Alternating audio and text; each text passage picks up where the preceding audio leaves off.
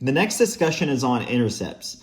So what exactly is an intercept? An intercept is the point where a graph crosses an axis, either the x-axis or the y-axis. And we can visualize this by looking at a graph. So right here we have our y-axis and our x-axis, and as the graph crosses these thresholds, so as we go from left to right, we cross the x-axis. This is known as the x-intercept. And when we continue from left to right, we cross the y-axis, and this is known as the y-intercept. When you solve example problems, you'll likely be asked to find the x-intercept or the y-intercept of an equation. And so to do that, you can find the x-intercept by setting the y portion of an equation equal to 0, and you can find the y-intercept by setting the x portion of the equation equal to 0. So we'll go ahead and look at an example problem to determine where the x or what the x and y intercepts are.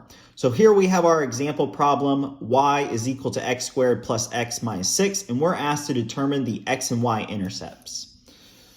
So you can see here we have our x-intercept by setting the y portion equal to 0. And so we'll have 0 is equal to x squared plus x minus 6. And we can factor that out to determine our x values of -3 and 2.